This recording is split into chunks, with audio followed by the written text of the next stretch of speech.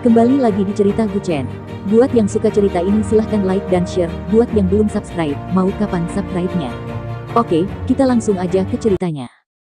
Semua diawali dengan perceraian. Bab 71-75. Saat ini, ada ketukan di pintu di luar.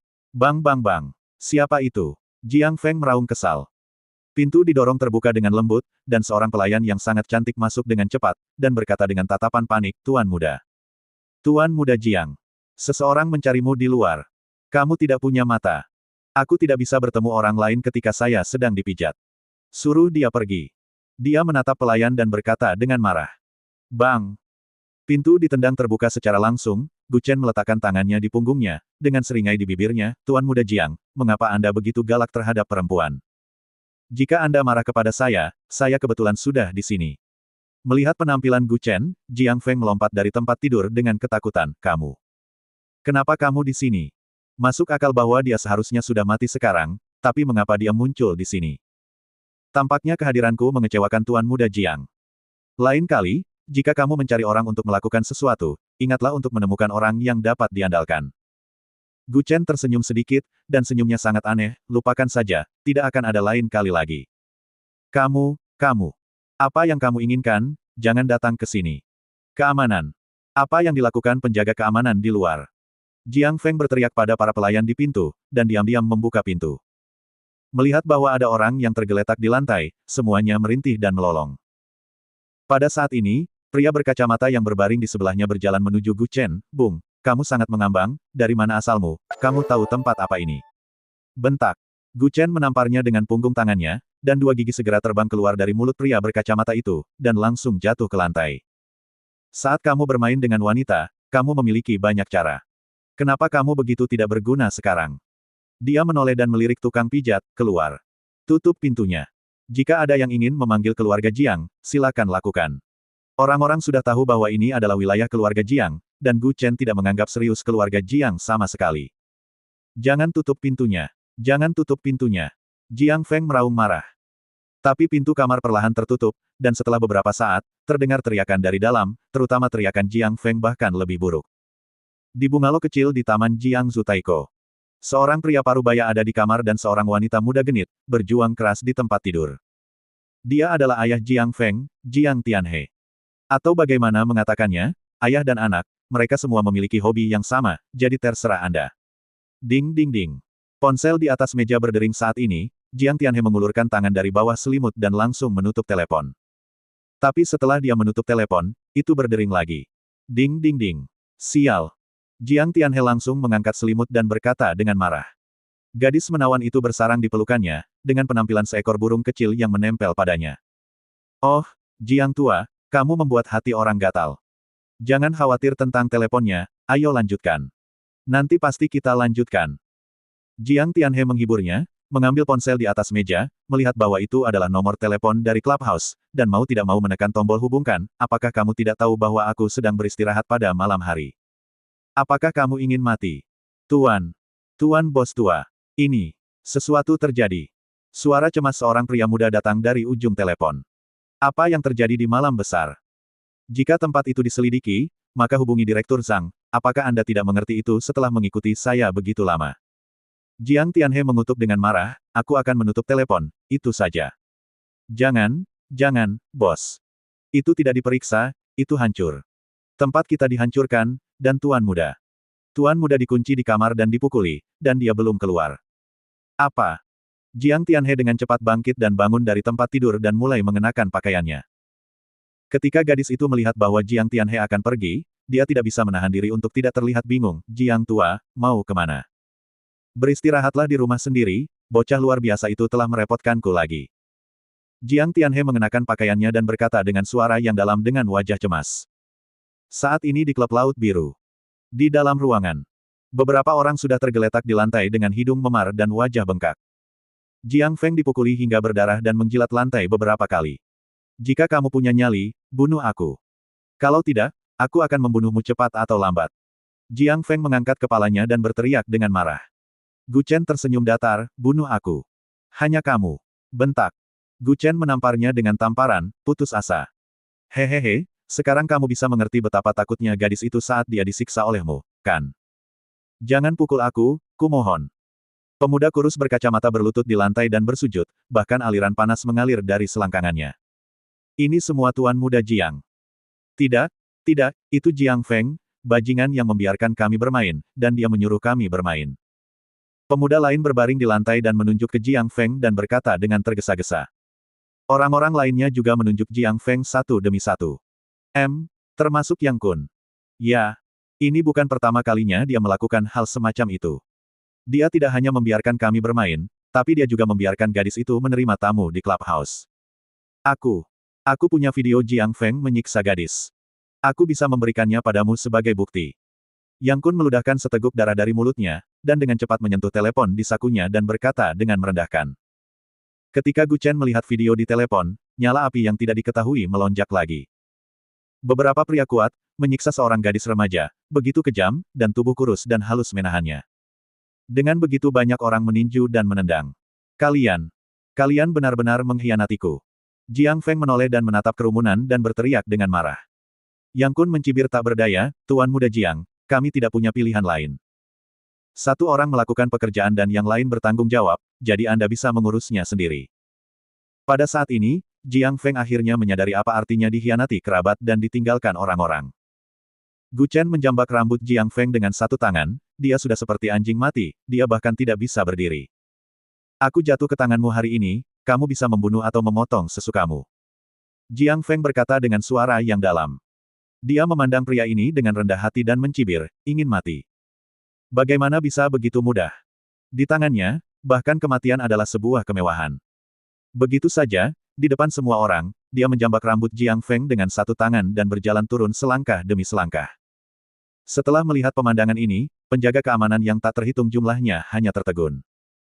Apakah orang di lantai yang terlihat seperti anjing mati itu masih Jiang Feng yang tampan dan mendominasi? Melihat tatapan galak Gu Chen, banyak orang langsung bersembunyi. Bagaimana orang ini bisa menjadi manusia, dia seperti iblis yang datang dari neraka. Gu Chen menjambak rambut Jiang Feng dan menyeretnya, dan ada noda darah dimanapun dia menyeretnya. Pada saat ini di lantai pertama, Murong Waner meletakkan semua pengawal di bawah, dan Gu Chen memberinya tugas untuk tidak mengizinkan siapapun naik ke atas. Tapi sekarang, lantai pertama penuh dengan orang. Semua pria berbaju hitam, menilai dari sepatu bot dan postur berdiri mereka, mereka semua adalah tentara. Melihat pemandangan ini, Gu Chen hanya tersenyum sedikit, seperti yang dia duga, Pak Tua Yang dan keluarga Jiang ini pasti saling bekerja sama. Keluarga Jiang telah memecahkan sejumlah besar masalah keuangan untuk petinggi di Jiangsu dalam 1 tahun, dan memecahkan masalah pekerjaan puluhan ribu orang. Setelah semua ini ditangani, maka pencapaian politik Tuan Yang secara alami akan baik-baik saja. Nak, tiba-tiba terdengar raungan dari kerumunan. Melihat Jiang Tianhe bergegas keluar dari kerumunan, Yang Tua segera menghentikannya. Mengapa kamu hanya berdiri diam? Bunuh anak itu. Jiang Tianhe meraung pada Yang Tua. Ayah, selamatkan aku. Selamatkan aku. Melihat ayahnya datang, Jiang Feng menatapnya dan meratap. Lebih dari 30 elit khusus hadir, tetapi tidak satupun dari mereka mendengarkan perintah Jiang Tianhe. Melihat tidak ada yang mengerti, Jiang Tianhe berbalik dan berkata kepada Tuan Yang dengan suara yang dalam, Yang Tua. Kenapa kamu hanya berdiri di sana? Aku memintamu untuk membunuhnya. Tuan Yang ragu sejenak, lalu berjalan menuju Gu Chen. Sejujurnya, pria ini sedang marah sekarang, jika dia tidak berperilaku baik, tidak ada yang bisa menghentikannya.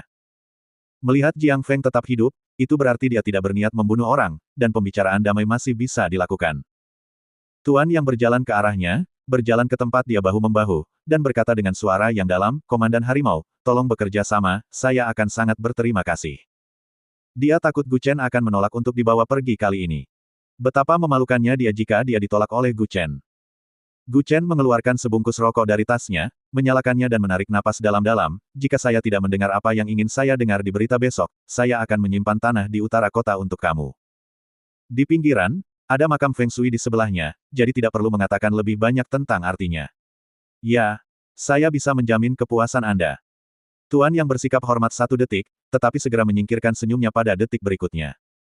Dia menoleh dan melihat pasukan khusus berpakaian preman di belakangnya dan berkata dengan suara yang dalam, bahwa adapun semua orang yang terluka di sini, dikirim ke rumah sakit untuk perawatan. Di luar negeri, di kastil tua. Sampah. Sekelompok sampah, tak satu pun dari 36 elit saya kembali hidup-hidup. Seorang pria parubaya dengan janggut bersumpah dalam bahasa Inggris yang fasih. Pria jangkung yang berdiri di depannya menundukkan kepalanya, Jenderal, Alice mengambil foto sebelum dia mati dan mengirimnya ke belakang jaringan kita. Buka dan biarkan aku melihatnya. Baik.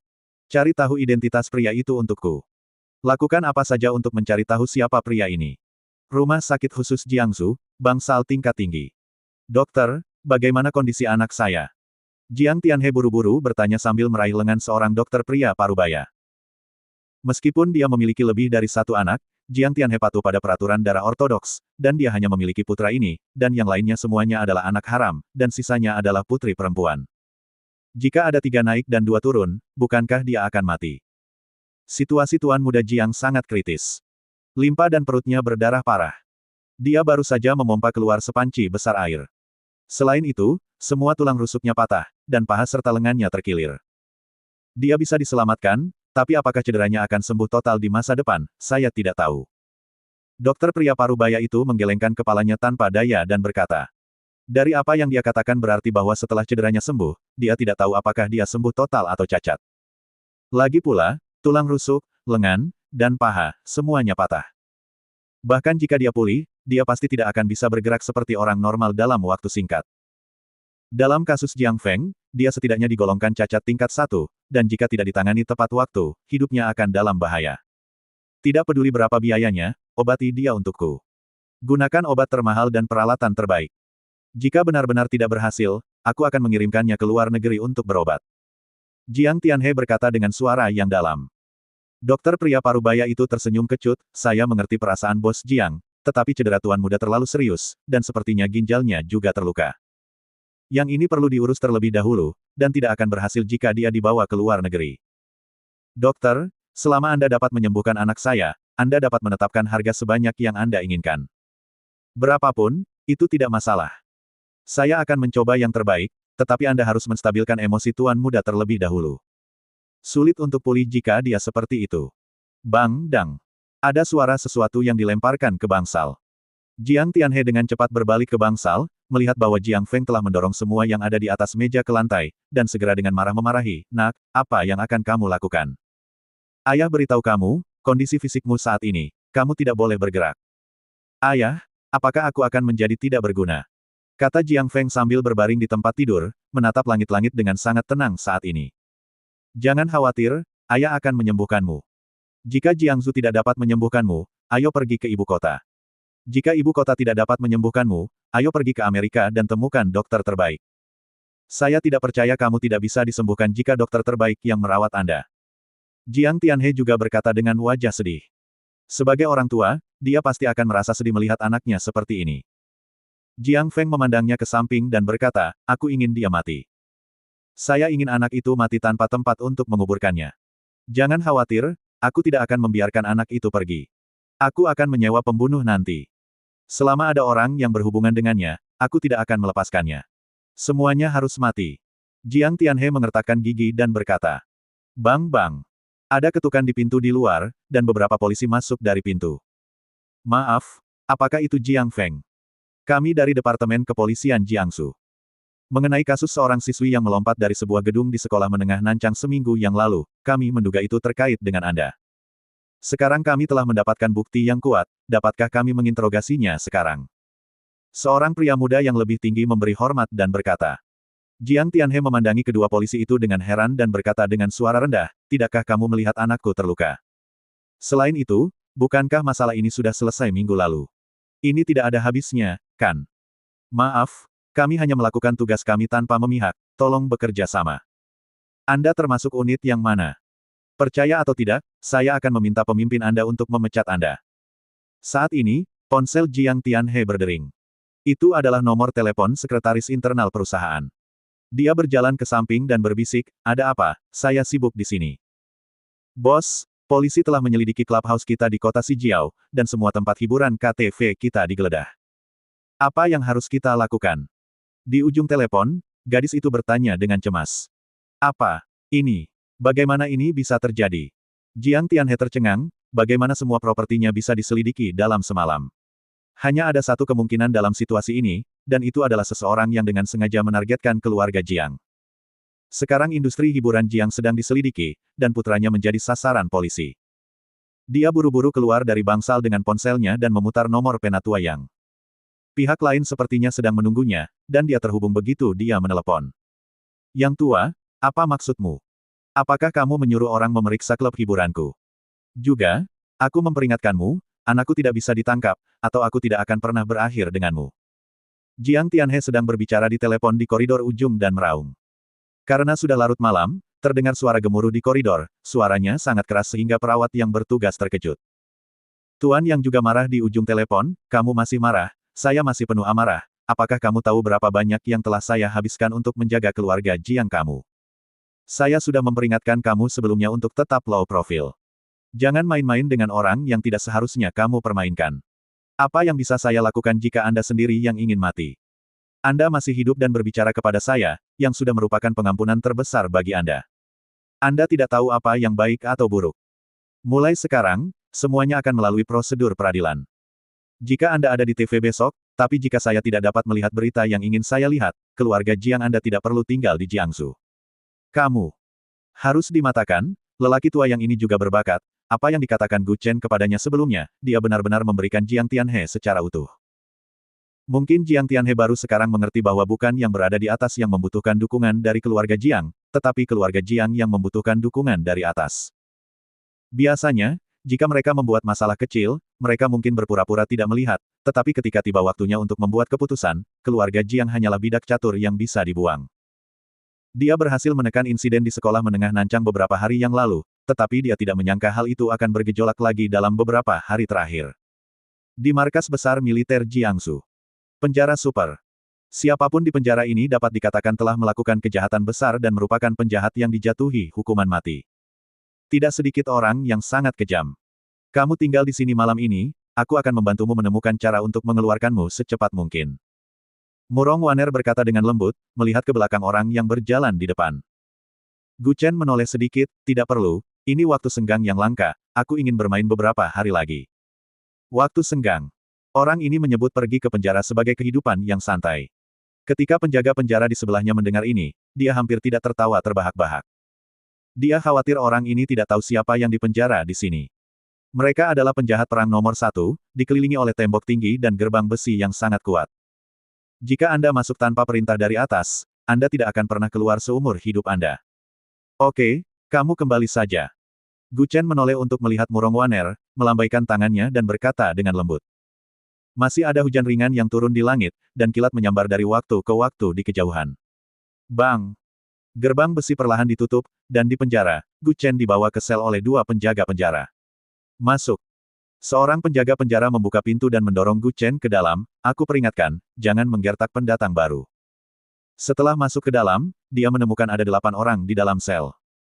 Ketika Gu Chen masuk, semua orang serentak menatapnya.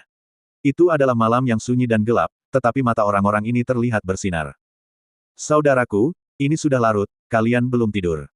Gu Chen menyeringai dan berkata sambil menyeringai. 6 atau 7 pria kuat berdiri serempak, semuanya memandangnya dengan niat jahat. Gu Chen menoleh dan melirik penjaga penjara di belakangnya, apakah kamu tidak peduli tentang ini? Tidak ada yang perlu dikhawatirkan, mereka semua seperti itu, mungkin ini adalah upacara penyambutan mereka untuk para pendatang baru, monitor dibanjiri hujan malam ini, tolong patuh malam ini. Saya satu-satunya yang bertugas, saya tidak peduli dengan kalian. Penjaga penjara juga berdiri di depan pintu, seolah-olah dia sangat takut dengan orang-orang di dalam. Ketika dia pergi, dia dengan sopan menunjukkan kasih sayangnya kepada pria kuat yang duduk di bagian terdalam penjara. Dari sudut pandang ini, para tahanan di ruangan ini bukan janggut yang bagus. Baru di sini, apakah kamu membawa barang bagus? Seorang pria botak yang kuat berjalan menuju Gu Chen dan berkata dengan suara dingin. Gu Chen membentangkan sakunya, saya lupa membawanya. Ketika saya keluar, saya akan mengingatnya lain kali. Pada saat ini, sosok hitam yang berjongkok di sudut berdiri perlahan, karena pendatang baru tidak menyiapkan apapun, izinkan saya memberinya sesuatu. Apa yang dia katakan tidak lebih dari luka. Orang kuat di sudut mengeluarkan Zonghua di tasnya dan mengeluarkan satu. Dia hendak memasukkannya ke mulutnya ketika dia tiba-tiba merasakan bayangan hitam muncul di depannya. Oke kawan, ada Zonghua di dalamnya, terima kasih. Gu Chen menepuk pundaknya, meraih tongkat Cina dan menyalakannya, dan menarik napas dalam-dalam. Pria kekar itu tidak bisa menahan detak jantungnya. Kecepatan tangannya barusan sangat menakjubkan sehingga dia tidak dapat bereaksi sama sekali.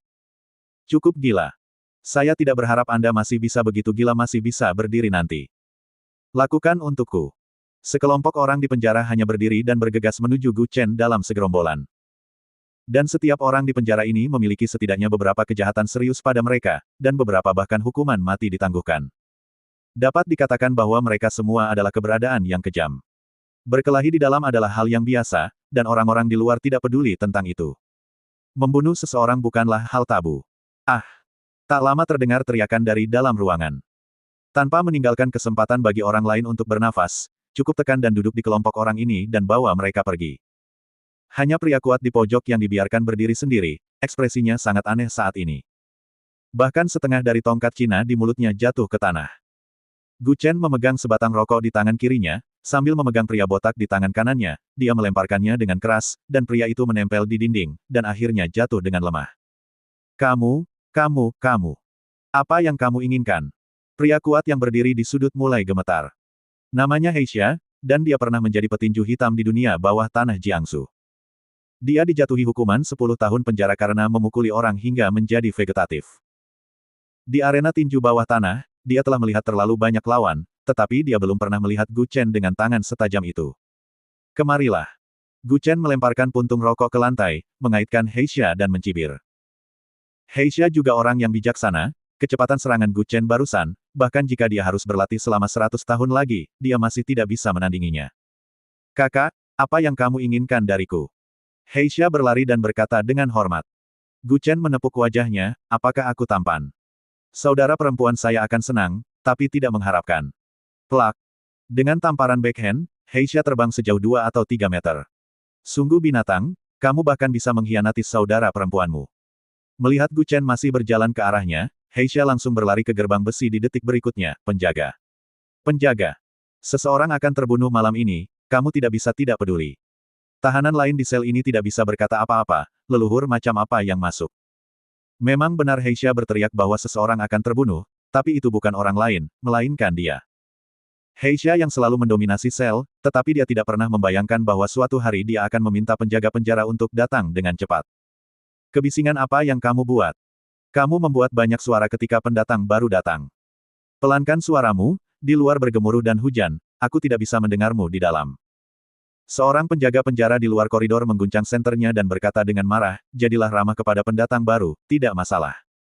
Lanjutkan saja. Tidak, jangan pergi. Jangan pergi. Heisha menggenggam erat pintu besi sel dengan kedua tangan dan menggoyangkannya. Hanya saja penjaga penjara pura-pura tidak mendengarnya, dan meninggalkan nada bersenandung kecil. Sepanjang malam, di penjara tugas berat ini, ratapan tragis bercampur dengan suara hujan badai dan kilat di luar jendela. Ketika para tahanan di sel lain mendengar suara yang menusuk hati, mereka tidak bisa menahan diri untuk tidak memeluk selimut dengan erat, merasa sangat ketakutan di dalam hati mereka, dan sepertinya mengingat kembali adegan ketika mereka pertama kali datang ke sel. Hei! Pendatang baru hari ini benar-benar sengsara. Keesokan harinya, dini hari. Ibu kota kekaisaran. Di sebuah villa yang dijaga ketat, seorang pria parubaya menggeliat dengan malas, tetapi tepat ketika dia akan bangun. Tiba-tiba, dia menoleh dengan tiba-tiba, hanya untuk melihat seorang pria duduk di dekat jendela, sedang mengasah pisau di sampingnya. Tuan Long. Kenapa kamu di sini? Pria parubaya yang berbaring di tempat tidur itu segera duduk tegak dan berkata dengan hormat. Pria di samping tempat tidur yang sedang mengasah pisau itu berpakaian sangat buruk, jika dia tidak mengetahuinya, dia mengira dia adalah seorang pengemis tua di pinggir jalan. Yang Jun. Pria yang duduk di tepi tempat tidur berkata dengan dingin, kamu bahkan berani memindahkan muridku. Kamu lupa bagaimana kamu duduk di posisimu. Saya bisa membantu Anda, tapi saya juga bisa menurunkan Anda dalam satu gerakan. Paham. Tuan Long, bahkan jika Anda memberi saya 10 nyali, saya tidak akan berani untuk tidak menghormati murid Anda. Tidak berani. Hehehe, saya akan memberi Anda waktu 1 jam untuk membereskan barang-barang saya, jika tidak saya akan keluar jauh, tetapi tidak mudah untuk kembali. Jiangsu, Departemen Militer. Murong Waner datang ke kantor pagi-pagi sekali, dan meletakkan dokumen di tangannya di meja yang tua, saya telah melakukan penyelidikan menyeluruh. Pria berusia 30 tahunan yang mati semalam. Keenam orang itu adalah buronan dari luar negeri, dan masing-masing dari mereka adalah buronan internasional. Dia tidak bersalah. Bahkan sampai batas tertentu, Gu Chen tidak hanya dapat dibebaskan, tetapi juga seorang pahlawan. Penjahat ini semuanya adalah buronan internasional. Tapi tuan yang sedang duduk, merokok, persediaan khusus yang disesuaikan, dan dia menjentikkan korek api, menghela nafas pelan dan berkata, namun demikian, apa yang terjadi tadi malam memiliki banyak dampak, di mana dia menempatkan saya sedemikian sembrono. Hehehe, Tuan Yang. Andalah yang tidak mengirim orang untuk membantunya kemarin. Jika orang-orang itu mengacaukan Jiangsu, saya khawatir Anda tidak akan dapat mempertahankan posisi Anda dengan aman. Murong Waner tersenyum datar, jika bukan karena dia, menurutmu apakah aku akan tinggal di Jiangsu dan bekerja denganmu? Kamu. Orang lain mungkin ingin memberikan wajah kepada yang tua, tetapi Murong Waner tidak akan memanjakannya. Justru karena dia tahu bahwa Gu Chen telah datang ke Jiangsu, itu sebabnya dia mengajukan transfer ke bawah dari atas, dan dia didukung oleh keluarga Murong. Dia tidak memperhatikan orang kecil yang bertanggung jawab atas Departemen Militer Jiangsu. Pada saat ini, telepon di kantor berdering. Tuan yang memelototi Murong Waner. Lalu menjawab telepon itu, siapa? Ini aku. Suara membosankan seorang pria datang dari ujung telepon. Mendengar suara ini, Tuan yang langsung berdiri tegak dengan hormat, tolong beri instruksi. Apa? Bebaskan orang. Tapi apa yang terjadi tadi malam sangat penting. Bukankah Anda perlu memikirkan masalah ini? Orang itu di ujung telepon memarahi Tuan yang dengan keras, dan Murong Waner bisa merasakan kemarahan pihak lain dari jarak sejauh itu. Masalah ini dilaporkan lapis demi lapis, dan orang yang bertanggung jawab atas masalah tersebut dari ibu kota provinsi pasti telah dimarahi dengan keras oleh orang-orang di ibu kota, dan kemudian melampiaskan amarahnya pada Tuan yang lagi. Ya, saya akan membiarkan dia pergi segera. Tuan yang berkata dengan hormat, tetapi bagaimana jika dia tidak mau keluar? Maka aku akan menendangmu keluar. Orang di ujung telepon memarahi yang tua seperti ini, dia tidak berani mengatakan apa-apa. Aku mendengarnya, aku akan segera melakukannya. Orang di ujung telepon yang lain masih meraung dengan marah, ulangi apa yang aku katakan. Jika aku tidak bisa membebaskannya, aku yang akan keluar. Tuan yang berteriak sambil memegang telepon. Ketika Murong Waner di sebelahnya mendengar ini, dia tidak bisa menahan tawa. Sebelumnya, dia keras kepala dan tidak ingin membiarkan orang pergi, mengatakan bahwa dia tidak berani membiarkan orang pergi tanpa perintah dari atas, tetapi panggilan telepon dari atas langsung turun. Tuan yang ingin mengurung Gu Chen, tetapi tujuannya sebenarnya sangat sederhana. Yang dia takutkan adalah Gu Chen menumbuhkan pengaruhnya di Jiangsu. Nenek moyang kecil ini, tinggal di penjara adalah yang paling meyakinkan, jika dia mengembangkan kekuatannya sendiri di Jiangsu, Tuan yang juga khawatir posisinya akan terancam. Gu Chen sering berkonflik dengan pejabat bangsawan Jiangsu, dan terkadang Tuan yang tidak tahu pihak mana yang harus dibantu. Jika dia tidak bersikeras untuk memindahkan keluarga Jiang, Tuan yang pasti tidak akan menyerang keluarga Jiang waktu ini. Setelah menutup telepon, Penatua yang menggertakkan giginya dengan marah. Yang tua, beberapa orang bukanlah sesuatu yang bisa kamu pindahkan jika kamu mau. Kamu harus melakukan apa yang kamu bisa. Tidak mudah untuk duduk di posisi ini, tapi jangan kehilangan yang besar karena yang kecil. Murong Waner berkata sambil menyeringai. Kali ini, dapat dianggap benar-benar melihat seberapa besar pendukung di belakang Gu Chen, bahkan pemimpin ibu kota kekaisaran pun terkejut, tapi apa latar belakangnya, belum ada yang mengetahuinya. Terima kasih, Nona Murong, telah mengingatkan saya. Tuan yang sedikit menundukkan kepalanya dan tersenyum kecut, ayo pergi dan undang Komandan Harimau keluar. Pada saat ini, di gerbang penjara untuk penjahat serius. Tidak ada yang terjadi tadi malam, kan? Murong Waner menatap penjaga penjara yang bertugas di pintu dan berkata dengan suara yang dalam. Pria muda itu segera berkata sambil tersenyum, ada apa, tadi malam cukup tenang. Tenang. Apakah kamu yakin? Gu Chen memasuki tempat seperti ini, dan dia bisa melanjutkan dengan tenang, itu akan aneh. Pimpin jalan. Murong Waner dan Tuan yang melangkah masuk, semakin jauh mereka pergi, semakin menjadi penjara bagi penjahat serius. Pada saat ini, dia samar-samar khawatir. Ini bukan tentang keselamatan Gu Chen, tapi tentang keselamatan para tahanan yang dikurung bersamanya. Benar saja, saat mereka sampai di pintu sel, saat mereka membuka semua pintu, semua orang tercengang. Kelompok penjahat serius ini semuanya bertelanjang dada dan berjongkok di dinding, saling menempel, dan lingkaran hitam di bawah mata mereka sangat berat, beberapa orang bisa tidur nyenyak sambil jongkok, betapa lelahnya mereka terlihat. Hal terburuk adalah mantan bos di sel ini, Heisha. Orang ini tangguh, dan dia adalah yang paling sulit untuk didisiplinkan di penjara sebelumnya. Lagi pula, dia juga sosok yang sangat kuat di dunia bawah tanah Jiangsu sebelumnya, dan dia juga bos besar di penjara. Memasuki tempat ini, permusuhan sangat berat, dan dia tidak mematuhi disiplin penjaga penjara di sini. Dia biasanya ditahan bersama dengan penjahat dan terpidana mati ini, dan mereka tidak peduli dengan masalah mereka di sini. Seorang pria yang dulunya sombong sekarang berjongkok di sudut dengan kaki gemetar, dan dia masih memiliki dua lingkaran hitam di bawah matanya dan memar di seluruh wajahnya. Melihatnya seperti ini, sekilas orang bisa mengerti bahwa 8 orang ini dikalahkan oleh seseorang. Deretan tahanan berjongkok di sudut dinding, dan Gu Chen adalah satu-satunya yang tidur miring di tempat tidur, mendengkur. Melihat adegan ini, tentu saja Murong Waner tidak bisa menahan diri untuk tidak tersenyum. Persis seperti yang dia duga, semakin dia dikurung dengan orang-orang jahat, dia akan semakin bersemangat. Melihat para tahanan ini, kemungkinan besar mereka tidak tidur semalaman, dan mereka semua berjongkok dengan sangat mengantuk sehingga mereka akan tertidur. Bang bang bang. Kalian semua, ada apa? Penjaga penjara mengetuk pintu dengan tongkat dan berkata dengan marah. Tapi para tahanan ini bergidik dan dengan cepat membuat gerakan diam. Ini jelas karena mereka takut membangunkan Gu Chen yang tertidur di tempat tidur. Semua orang berhasil bersantai saat dia tertidur. Penjaga penjara masuk dan mengetuk pintu dengan tongkat. Jika lelaki itu bangun, bukankah mereka tidak akan disiksa lagi? Yang keempat di sebelah kiri, jongkokkan kakimu untukku. Posturnya salah, hati-hati, aku akan membuatmu melakukan 200 push-up. Kata Gu Chen dengan suara berat sambil bersandar ke samping. Di sudut tembok, ketika tahanan keempat di sebelah kiri mendengar ini, dia segera meninggalkan tembok dan menekuk kakinya 90 derajat.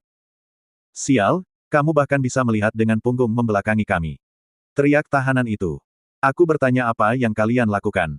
Kata penjaga penjara dengan tidak sabar. Sekelompok tahanan berkata serempak dengan wajah gemetar, jongkok. Kami jongkok untuk bisa menyembuhkan insomnia. Kalau begitu kalian semua menderita insomnia. Ya, aku insomnia. Sungguh, aku tidak bisa tidur nyenyak selama beberapa hari terakhir. Terima kasih kepada kakak laki-laki yang mengatakan bahwa jongkok bisa menyembuhkan insomnia. Heisha memelototi penjaga penjara dan berkata dengan marah. Kamu benar-benar tidak memiliki penglihatan, bukankah benar kami semua insomnia, kenapa kamu tidak dapat melihatnya? Itu benar. Kami semua menderita insomnia bersama dengan kakak Hei. Benar, insomnia itu menular. Terima kasih kepada kakak Gu karena berjongkok bisa menyembuhkan insomnia. Kami merasa mengantuk sekarang. Murong Waner. Tuan Yang. Pada saat ini, Gu Chen membalikkan tubuhnya ke samping dan menggerakkan tangannya. Melihat ini, Heisha segera berdiri dan berjalan ke arah ini, kakak, aku sudah belajar pijat sebelumnya, jadi aku akan menggunakan tanganku untuk memijatmu. Aku jamin darahmu akan lancar. Tidak buruk, jadi, lakukan saja. Gu Chen tidak bisa menahan diri untuk tidak mengangguk sedikit ketika dia melihat bahwa Heisha sangat aktif. Gu Chen memelototi yang lain lagi, saya tidak memiliki penglihatan, biarkan para tamu berdiri. Kalian berdua, silakan duduk. Tuan yang menyipitkan matanya ke arah sekelompok tahanan dan berkata dengan lembut, kalian tampaknya sangat takut padanya. Apakah kalian semua takut padaku? Gu Chen menatap semua orang dan berkata sambil menyeringai. Semua orang segera menggelengkan kepala dan berkata serempak, tidak, tidak, tidak, bagaimana kami bisa takut pada kakak Gu, ini adalah hormat. Semua orang setuju. Menghormati. Harus dikatakan bahwa itu juga merupakan keterampilan untuk dapat membereskan para penjahat kelas berat ini. Tuan Gu. Anda dibebaskan dari penjara. Tuan yang berjalan ke samping tempat tidurnya dan berkata dengan hormat. Gu Chen sudah tahu ini akan menjadi hasilnya, jadi dia berbaring di tempat tidur menyamping, saya tidak ingin keluar, makanan dan tempat tinggal saya ditanggung di sini, dan ada pijatan. Saya menemukan bahwa saya telah jatuh cinta dengan tempat ini. Semua penjahat. Ketika para tahanan ini mendengar keengganan Gu Chen untuk keluar, wajah mereka menjadi pucat karena ketakutan.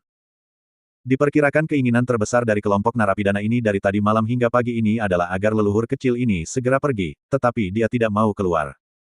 Memikirkan kembali keterampilan seperti hantu tadi malam, semua orang tidak bisa menahan diri untuk tidak menggigil. Tidak ada yang mau melewati malam lain, jika mereka jongkok seperti ini setiap hari, mereka lebih baik mati lebih awal. Jangan. Jangan, kakak Gu, kamu adalah orang yang bisa melakukan hal-hal besar, bagaimana kamu bisa tinggal di penjara ini sepanjang waktu? Kamu memiliki status dan kemampuan, bukankah untuk tinggal bersama kami itu akan kehilangan statusmu? Ya kakak Gu, itu benar. Kerumunan juga dengan cepat mulai setuju. Elang mana yang dibesarkan di penangkaran, jadi bukankah seharusnya dia terbang ke langit? Kakak Gu, saya tidak punya banyak budaya, jadi Anda pasti hal yang benar untuk keluar. Sebenarnya kami sangat enggan berpisah denganmu. Kakak Gu begitu baik. Gu Chen melirik semua orang dan tidak bisa menahan senyum masam, kamu benar-benar tidak tahan berpisah denganku. Tentu saja kami tidak ingin berpisah. Semua orang setuju, tetapi Anda tidak termasuk dalam kategori ini. Anda harus keluar untuk melakukan hal-hal besar. Karena semua orang enggan, kenapa aku tidak tinggal saja? Jika Gu Chen tidak keluar sepanjang waktu, belum lagi kelompok tahanan ini akan menjadi gila, diperkirakan Tuan yang akan gila di depan sekelompok orang ini. Perintah langsung diberikan dari atas, jika Gu Chen tidak keluar, maka dia juga akan keluar dengan patuh. Bagaimana mungkin Tuan yang meninggalkan posisi ini? Butuh sebagian besar upaya hidupnya untuk mendapatkan posisinya sekarang. Untuk anak laki-laki berusia 20-an, bagaimana dia bisa hancur dalam semalam? Tapi setelah waktu ini, dia mungkin tidak akan berani berpikir untuk menekan Gu Chen lagi, leluhur kecil ini benar-benar tidak mungkin untuk dikacaukan. Tuan Gu, silahkan keluar. Yang tua berjalan ke tengah tempat tidur, dan membungkuk dengan hormat 90 derajat, saya salah sebelumnya, tolong maafkan saya. Sikap saya sebelumnya mungkin tidak bisa Anda terima, tapi apa yang saya katakan kemarin? Gu Chen mengatupkan jarinya dan mencibir, apakah sudah selesai? Selesai. Semuanya dilakukan sesuai dengan instruksi Anda. Jika saya berbohong kepada Anda, saya akan disalahkan dan mengundurkan diri secara langsung. Saya akan bertukar tempat dengan Anda, dan saya akan mengunci diri. Tuan yang memandangnya dengan sangat hormat. Pada akhirnya, Gu Chen tidak lupa menambahkan kalimat, apakah menurut Anda ini baik-baik saja? Bersambung.